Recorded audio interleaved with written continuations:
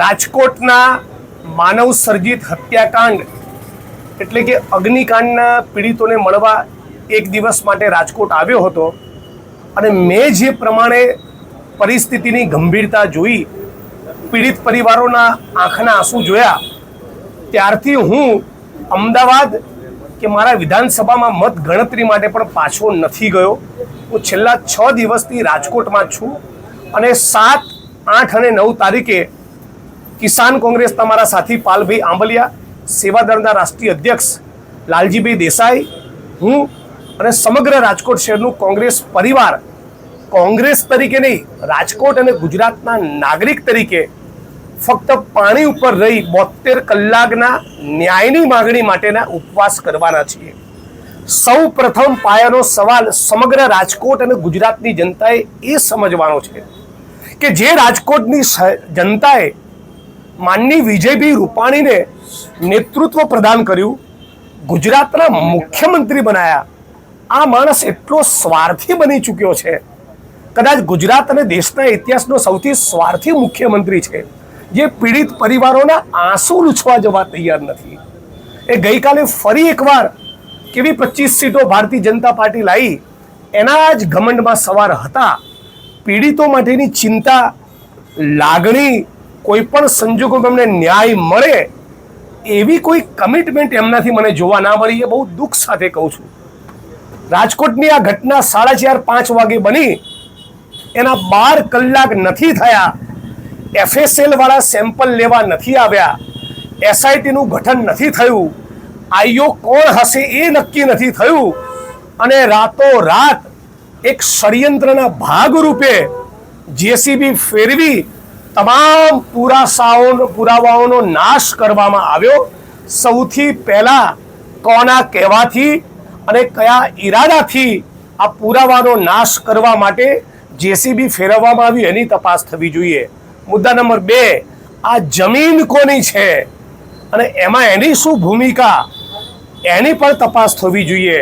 મુદ્દા નંબર 3, SITમાં જે અધિકારી પંચાનિધિ પાણીને લીધા છે, મારી શુદ્ધ જાણકારી અને સમજ મુજબ આ TRB ગેમિંગ ઝોન જ્યારે બન્યો ત્યારે પણ મ્યુનિસિપલ કમિશનર હતા, ત્યારે પણ NOC કે રિક્વાયર્ડ પરમિશન નહોતી. તો અમુક સેન્સમાં એમની ભૂમિકાની તપાસ થવી જોઈએ. એમને તપાસ કરનાર અધિકારી બન્યા છે. SITના વડા જ્યારે પણ રાજ્યની અંદર કોઈ આવી મોટી ઘટના બને, એ મોરબી કાંડ હોય કે પેલી ક્વીન ટ્રેનમાં 22 વર્ષની દીકરીના બળાત્કારની ઘટના હોય કે બીજી કોઈ પણ ઘટના હોય, એક જ માણસ સુભાષ ત્રિવેદીને તપાસ સોંપવાની. હવે સુભાષ ત્રિવેદી પોતે ફરી મીડિયા સમક્ષ કહું છું કે સુરતના મોક ડ્રીલમાં એક પોલીસ ઇન્સ્પેક્ટરના પેટમાં ગોળી ધરબી દીધેલી, એટલે રાજ્ય સરકારની મહેરબાનીના કારણે બચ્યા છે. એમનું IPSનું છોગું, એમનું IPSનું પદ એ ગુજરાતની ભાજપ સરકારની મહેરબાનીના કારણે બચ્યું છે. સરકારના એમની ઉપર આશીર્વાદ છે. તો એ સરકારના કોઈ ઉચ્ચ અધિકારી કઈ રીતે વિકેટ પાડવાના? આ સુભાષ ત્રિવેદી એ મોરબીની તપાસ કરે છે. તમને જાણીને આઘાત લાગશે, મોરબીના કેસમાં 371 આરોપી બનાવ્યા છે અને સામે વિટનેસ 371 વિટનેસ સાક્ષીઓ બનાવ્યા છે અને સામે આરોપીના વકીલ 5 છે. આ આરોપીના 5 વકીલ 371 લોકોનું ક્રોસ એક્ઝામિનેશન કરે એટલે 20 વર્ષ સુધી, હું વકીલ તરીકે કહું છું, 20 વર્ષ સુધી કેસની ટ્રાયલ પૂરી થાય નહીં. મુદ્દા નંબર 3, તેઓ સુભાષ ત્રિવેદી જ્યારે જામનગરના SP હતા ત્યારે ગુજરાત હાઈકોર્ટના જજ અનંત દવે એવું કહેલું કે કસ્ટોડિયલ ટોર્ચરના કેસમાં તમારી સામે CBI તપાસનો કેમ આદેશ નહીં આપવો. મુદ્દા નંબર 4, આ સુભાષ ત્રિવેદી એ લઠ્ઠાકાંડની તપાસની SITના પણ મુખ્ય મોનિટરિંગ અધિકારી, એમાં પણ મોટા કોઈ અધિકારી કે મોટા મગરમચ્છને પકડ્યો નથી.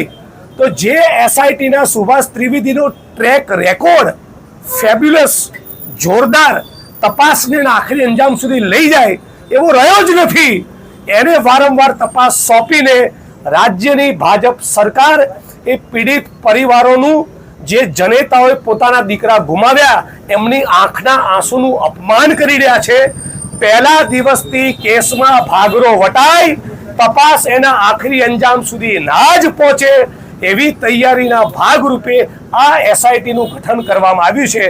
એટલે જેને જીવનમાં ભ્રષ્ટાચારની પાય નથી ખાધી, જે કોંગ્રેસ ભાજપ કોઈની ઇન્ફ્લુએન્સમાં ના આવે અને જેની કરોડરજ્જુ મજબૂત હોય એવા સુજાતા મજમુદાર, નીલપ્રીત રાય, સુધા પાંડે આવા નોન કરપ્ટ અધિકારીઓની એસઆઈટીની અમે માગણી કરીએ છીએ.